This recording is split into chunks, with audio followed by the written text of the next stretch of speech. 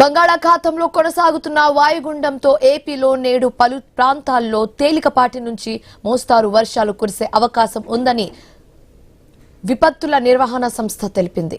కోస్తాంధ్ర, రాయలసీమలో గంటకు 40 నుంచి 50 కిలోమీటర్ల వేగంతో ఈదురుగాలులు వీచే అవకాశం ఉందని చెప్పారు. ప్రజలు అప్రమత్తంగా ఉండాలని ముందస్తు హెచ్చరికలు జారీ చేశారు.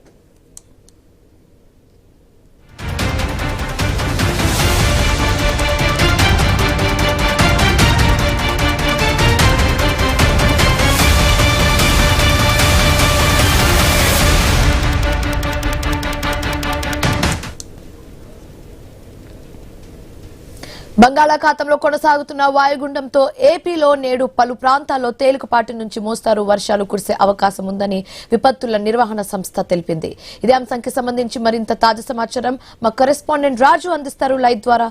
రాజు, గుడ్ మార్నింగ్ శివాని. ఏదైతే బంగాళాఖాతంలో ఏర్పడినటువంటి అల్పపీడనం కాస్త వాయుగుండంగా మారింది. గత 2 రోజుల క్రితం ఒడిశా, పశ్చిమ బెంగాల్ మధ్య అయితే తీరం దాటి తిరిగి మళ్ళీ సముద్రంలోకి ప్రవేశించిన నేపథ్యంలో వాయుగుండం అయితే ప్రస్తుతం ఒడిశా, ఉత్తర ఒడిశా, అదేవిధంగా ఛత్తీస్గఢ్ మధ్య అయితే కేంద్రీకృతమైనట్టుగా తెలుస్తుంది. ఇది పశ్చిమంగా పయనిస్తూ ప్రస్తుతం అయితే మధ్యప్రదేశ్ వైపు పయనిస్తున్నట్టుగా, నెమ్మదిగా పయనిస్తున్నట్టయితే విపత్తుల నిర్వహణ శాఖ అయితే ప్రకటించిన నేపథ్యంలో దీని ప్రభావంతో ఏపీలో కూడా వర్షాలు పడే అవకాశం ఉన్నట్టుగా తెలుస్తుంది. ముఖ్యంగా చూసుకుంటే రాయలసీమలో కొన్ని జిల్లాలు, అదేవిధంగా ఉత్తర కోస్తా, దక్షిణ కోస్తా జిల్లాల్లో కొన్ని ప్రాంతాల్లో చెదురుమదురుగా వర్షాలు కురిసే అవకాశం ఉన్నట్టుగా తెలుస్తుంది. వచ్చే 3 రోజుల పాటు వర్షాలు పడడంతో పాటు ఈదురుగాలులు కూడా, అంటే సముద్ర తీర ప్రాంతంతోనే కాదు మిగతా మైదాన ప్రాంతాల్లో కూడా తీవ్రమైనటువంటి ఈదురుగాలులు వీచే అవకాశం ఉన్నట్టుగా తెలుస్తుంది. దీంతో ప్రజలందరూ కూడా అప్రమత్తంగా ఉండాలని చెప్పి కూడా ఐఎండీ అయితే సూచనలు చేస్తుంది. దీనికి సంబంధించి రాష్ట్ర ప్రభుత్వాన్ని కూడా అప్రమత్తం చేయడం జరిగింది. అలాంటి పరిస్థితుల్లో కూడా ఈదురుగాలుల సమయంలో రోడ్ల మీదకి రావద్దంటూ హెచ్చరికలు జారీ చేస్తుంది. మరోవైపు వర్షాల కోసం అయితే ఏపీలో ప్రజలు ఎదురు చూస్తున్న నేపథ్యంలో చెదురుమదురుగా కురిసినటువంటి గత 3 రోజుల క్రితం చూసుకుంటే ఉత్తరాంధ్రలో అల్లూరి సీతారామరాజు, అనకాపల్లి, విశాఖపట్నం, శ్రీకాకుళం, పార్వతీపురం, మన్యం జిల్లాలతో పాటు ఏలూరులో కొన్ని ప్రాంతాల్లో కూడా వర్షాలు కురిసిన పరిస్థితి చూసాం. ఈ నేపథ్యంలో రాబోయే 3 రోజులు కూడా రాయలసీమలో కొన్ని ప్రాంతాల్లోని, దక్షిణ కోస్తా జిల్లాల్లో, ఉత్తర కోస్తా జిల్లాల్లో కొన్ని ప్రాంతాల్లో కూడా చెదురుమదురుగా వర్షాలు పడే అవకాశం ఉన్నట్టుగా తెలుస్తుంది. అయితే ప్రస్తుతం వర్షాల తీవ్రత తక్కువగా ఉన్నప్పటికీ ఈదురుగాలుల తీవ్రత ఎక్కువగా ఉంటుందని చెప్పి 50 నుంచి 60 కిలోమీటర్ల వేగంతో ఈదురుగాలు వీచే అవకాశం ఉన్న నేపథ్యంలో హోర్డింగ్లు, విద్యుత్ స్తంభాల దగ్గర కూడా ఉండేటువంటి ఆ సమయంలో ఎవరు నిలబడొద్దు అంటూ కూడా ఐఎండీ అయితే హెచ్చరికలు జారీ చేస్తూ ప్రస్తుతం ఏదైతే ఒడిశాకి, ఛత్తీస్గఢ్కి మధ్య కొనసాగుతున్నటువంటి వాయుగుండ ప్రభావం మధ్యప్రదేశ్ వైపు వెళ్లేంత వరకు దీని ప్రభావం ఏపీ మీద కూడా ఉంటుందని చెప్పి ఐఎండీ అయితే సూచనలు చేస్తున్న నేపథ్యంలో సముద్రం కూడా అల్లకల్లోలంగా ఉంటుంది. మత్స్యకారులు ఎవరు కూడా సముద్రంలో వేటకు వెళ్లొద్దు అంటూ కూడా ఇప్పటికే ప్రకటన కూడా జారీ చేసిన పరిస్థితి ఉంది. దీనికి సంబంధించి అధికార యంత్రాంగం కూడా అప్రమత్తమైంది. ప్రజలు కూడా ఎప్పటికప్పుడు వాళ్ళకి తాజా సమాచారాన్ని కూడా అందిస్తూ అలర్ట్ చేయడం జరుగుతుంది. ముఖ్యంగా చూసుకుంటే రాయలసీమ కొన్ని ప్రాంతాల్లో చెదురుమదురుగా పడే అవకాశం, వర్షాలు అయితే పడే అవకాశం ఉంది. ఎక్కువగా ఉత్తర కోస్తా, దక్షిణ కోస్తా జిల్లాల మీద దీని ప్రభావం కనిపిస్తుంది. ఎందుకంటే సముద్ర తీరం ఉన్నటువంటి తీర ప్రాంతంలో ఎక్కువగా వర్షాలు పడే అవకాశంతో పాటు ఈదురుగాలు కూడా వేస్తాయి. సముద్రంలో అలలు కూడా ఎగిసిపడే అవకాశం ఉన్న నేపథ్యంలో పడవలు బోల్తా పడే ప్రమాదం ఉంది. కాబట్టి మత్స్యకారులు అందరూ కూడా అప్రమత్తంగా ఉండాలి, తీర ప్రాంత ప్రజలు కూడా అప్రమత్తంగా ఉండాలని కూడా చెప్తుంది. అయితే మరోవైపు చూసుకుంటే అటు ఒడిశా, ఛత్తీస్గఢ్, పశ్చిమ బెంగాల్, మధ్యప్రదేశ్ ఆ ప్రాంతాల్లో వర్షాలు కురుస్తున్న నేపథ్యంలో వాటి వరద ప్రభావం కూడా ఇటు ఉత్తర కోస్తా, దక్షిణ కోస్తా జిల్లాల్లో ఎక్కువగా ఉండే అవకాశాలు అయితే ఉన్నాయి. రాబోయే 3-4 రోజుల్లో కూడా వరద ప్రభావం, అంటే ఎగువని కురిసినటువంటి వర్షాల దీంతో దిగువ ప్రాంతాలకైతే వరద వచ్చే అవకాశాలు కూడా ఉన్న నేపథ్యంలో ఆ దిశగా కూడా రాష్ట్ర ప్రభుత్వం అప్రమత్తంగా ఉందని చెప్పుకోవచ్చు. అయితే రాజు, ఈ సంవత్సరం ఎల్నీలో ప్రభావం ఎక్కువగానే ఉంటుంది కాబట్టి అధికారులు దీనికి సంబంధించి హెచ్చరికలు కూడా జారీ చేశారు. అండ్ ఎల్నీలో ప్రభావంతో వర్షాలు కూడా ఆలస్యం అయ్యాయి ఇప్పటి వరకు. సో ఇదొక వార్త రైతులకు ఒక శుభవార్తగా పరిగణించొచ్చు అంటారా?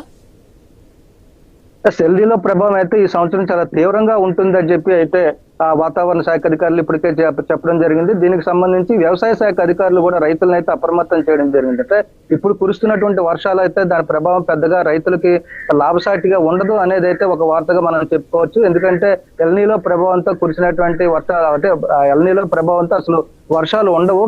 కానీ ప్రస్తుతం ఏర్పడినటువంటి అల్పపీడనం, వాయుగుండం ప్రభావంతో చెదురుమదురుగా కురుస్తున్నాయి తప్పితే అనుకున్న స్థాయిలో ఈ వర్షాల సీజన్ అయితే జూన్, జూలై, ఆగస్టు నెలల్లో ఎక్కువగా వర్షాలు పడి రైతులందరూ బిజీగా ఉండాల్సినటువంటి సమయం ఇది. కానీ ప్రస్తుతం అయితే రైతులకు ఎలాంటి పనులు లేని పరిస్థితి కనిపిస్తుంది. దీనివల్ల కరువు కూడా వచ్చే అవకాశాలు ఉన్న నేపథ్యంలో ఇప్పటికే రాష్ట్ర ప్రభుత్వం కూడా ఎక్కువ నీటి ఆధారం ఉన్నటువంటి పంటలను వేసుకోవద్దు, ఆరుతడి పంటలను వేసుకోవాలని చెప్పి కూడా రైతులను అయితే సమాయత్తం చేయడం జరిగింది. ఈ నేపథ్యంలో నీటి వనరులు ఎక్కువ అంటే జలాశయాలు, కాలువలు, నదులు ఉన్న ఆ ప్రాంతాలు మినహా మిగతా ప్రాంతాల్లో కూడా తక్కువ నీటి అవసరం ఉన్నటువంటి పంటలను ఎంచుకోవాలని చెప్పి చెప్తుంది.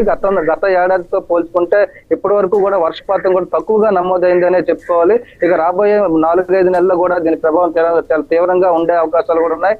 ఆ ఎల్నిలో ప్రభావంతో భూగర్భ జలాలు కూడా అడుగంటిపోయే ప్రమాదం ఉంది. కాబట్టి ఆ బోర్లు, తాగునీటి సమస్యలు కూడా వచ్చే ప్రమాదం ఉంది. కాబట్టి నీటిని తక్కువగా వాడుకోవాలని ఇప్పటికే రాష్ట్ర ప్రభుత్వం అయితే ప్రజలకి ఒక ప్రకటన జారీ చేయడంతో పాటు వాళ్ళని మానసికంగా కూడా సంసిద్ధం చేసినట్టుగా తెలుస్తుంది. ఇప్పుడు పడుతున్నటువంటి వర్షాలు కూడా పెద్దగా రైతులకైతే ఉపయోగపడకపోవచ్చు అనేది కూడా వాతావరణ శాఖ అధికారులు అయితే అంచనా వేస్తున్నారు. అనుకున్న స్థాయి కంటే కూడా అంటే ప్రతి ఏడాది జూన్, జూలై, ఆగస్టులో పడాల్సినటువంటి వర్షాల శాతం ఏదైతే ఉందో అది ఇప్పటి వరకు నమోదు కాలేదు. తక్కువ వర్షపాతమే నమోదవుతున్న నేపథ్యం రైతులు కూడా వాళ్ళ పంటల్ని అంటే ఏదైతే నీటి అవసరాలు తక్కువగా ఉంటాయో అలాంటి పంటలనే వేసుకోవాలి. అపరాలు, మినుములు, పెసలు ఇలాంటి తక్కువ నీటి అవసరాలు ఉన్నటువంటి పంటలనే వేసుకోవాలని కూడా వ్యవసాయ శాఖ అధికారులు కూడా ఇప్పటికే ఒక ప్రకటన కూడా జారీ చేయడం జరిగింది. కాబట్టి ఈ వర్షాలు నామమాత్రపు వర్షాలుగానే చూడొచ్చు. దీనివల్ల పెద్దగా రైతులకైతే ఉపయోగపడే అవకాశాలు లేవని చెప్పుకోవచ్చు.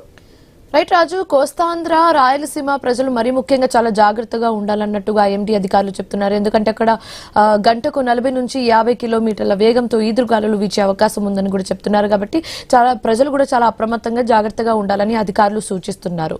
సో దీనికి సంబంధించి డీటెయిల్స్ ఏంటి?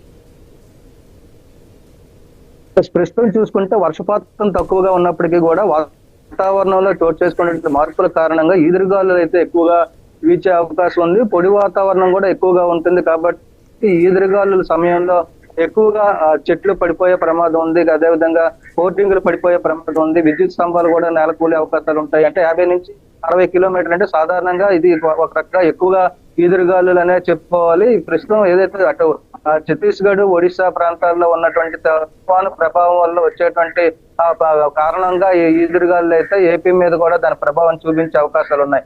వర్షాలు లేనప్పటికీ కూడా ఈదురుగాలు ఎక్కువగా ఉన్న నేపథ్యంలో ప్రజలు అప్రమత్తంగా ఉండాలి. రోడ్ల మీద వెళ్లే సమయంలో తగు జాగ్రత్తలు కూడా తీసుకోవాలి. ఆ బస్ షెల్టర్ల దగ్గర అదంటే సురక్షిత ప్రాంతాలకు అంటే ఈదురుగాలు వీచే సమయంలో సురక్షిత ప్రాంతాల్లో ఉండాలని కూడా చెప్తుంది. మరోవైపు ఉరుములు, పిడుగులు కూడా పడే ప్రమాదం ఉన్నప్పటికీ వ్యవసాయ పనులు చేసుకున్నటువంటి రైతులు అయితే అప్రమత్తంగా ఉండాలి. ఆ పిడుగుల శబ్దాలు వినబడినప్పుడు కానీ లేదంటే ఈదురుగాలు సమయంలో కానీ పంట పొలాల్లో కాకుండా సురక్షిత ప్రాంతాలకి వెళ్లాలని కూడా రాష్ట్ర ప్రభుత్వం అయితే రైతులకు కూడా ఒక ప్రకటన అయితే జారీ చేసి వాళ్ళని అప్రమత్తం చేయడం జరుగుతుంది. మొత్తానికైతే ఈ ఈదురుగాలులు కూడా ఒక రకమైనటువంటి ప్రమాదాన్ని కలిగించే అవకాశాలు ఉన్నాయి. కాబట్టి అంటే ఒకవైపు ఆ సముద్రంలో పడవలు బోల్తా పడి మత్స్యకారులు గల్లంతయ్యే అవకాశాలు కూడా చాలా వరకు ఉన్నాయి. అదేవిధంగా రోడ్ల మీద, మైదాన ప్రాంతాల్లో పనిచేసుకుంటున్నటువంటి ప్రజలు, రోడ్ల మీద ప్రయాణించే ప్రయాణికులకు కూడా వీటి వల్ల ఆ ప్రమాదాలు పొంచి ఉన్నాయి. కాబట్టి ప్రజలందరూ కూడా, రాష్ట్ర ప్రజలందరూ కూడా అప్రమత్తంగా ఉండాలని చెప్పి రాష్ట్ర ప్రభుత్వంతో పాటు ఐఎండీ కూడా హెచ్చరికలు జారీ చేస్తున్న పరిస్థితి కనిపిస్తుంది. Right, thanks for the updates Raju. So ఇది